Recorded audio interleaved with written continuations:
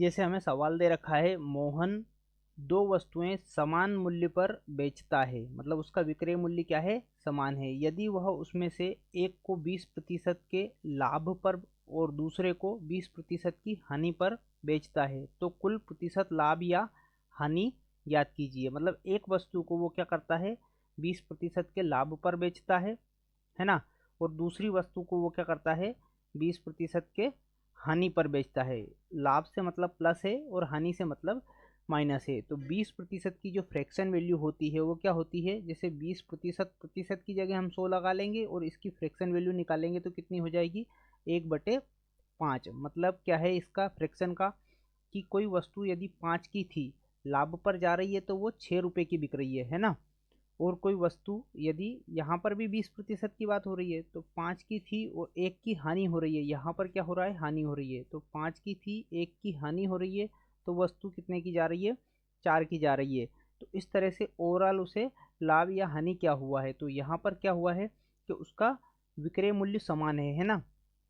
तो उसने वस्तु को खरीदा कितने था, 25 का, है ना, और बेच कितने में दिया उसने, 24 में। तो उसको टोटल क्या हो गया, हानि हो गई कितने रुपए की, 1 रुपए की उसको हानि हो गई। किस पर हो गई, क्रय मूल्य पर, है ना। तो ये क्रय मूल्य हो गया और हम यहाँ पर क्या करेंगे, 100 का गुणा कर लेंगे तो ये क्या हो जाएगा, इसको ओवरऑल 4% की हानि हो जाएगी। इस तरह के सवाल को हम एक और पैटर्न से सोल्व कर सकते हैं। जैसे यहाँ पर हमने क्या किया है, मतलब जो 20% का लाभ को, मतलब इसकी फ्रैक्शन वैल्यू निकाल कर 5 से 6 बढ़ाया, फिर हानि को 5 से 4 किया, है ना। जब भी हानि हुई हमें तो 1/5 उसकी फ्रैक्शन वैल्यू थी, 5 से 4 पे गए। तो ये इस तरह से हमने 25 से 24, यहाँ पर जो क्रय मूल्य था ये था और ये विक्रय मूल्य था, तो यहाँ पर 4% हानि हो गई। इस तरह के सवाल को एक और डायरेक्ट सोल्व करने के लिए एक तरीका मैं बताता हूँ आपको।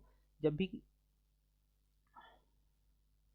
भी क्या हो कि लाभ और हानि, एक वस्तु पर उतने ही रुपए की लाभ हो और उतने ही रुपए का हानि हो, तो उस तरह के सवाल कैसे सोल्व किए जा सकते हैं। जैसे एक्स और वाई दो नंबर लेंगे हम।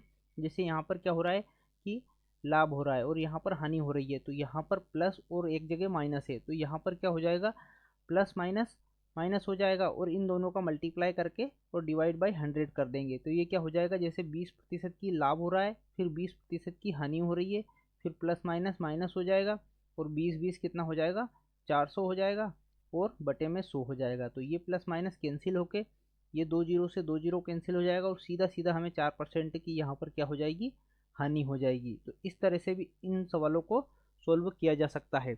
ऑप्शन ए वाला हमारा यहाँ पर राइट आंसर होगा। इस तरह के PYQs हमने बहुत से सोल्व कर रखे हैं। प्लेलिस्ट आप ज़रूर चेक कीजिए, चैनल ज़रूर विजिट कीजिए, और आपने अभी तक यदि चैनल सब्सक्राइब नहीं किया है तो आप चैनल को ज़रूर सब्सक्राइब कीजिए। धन्यवाद।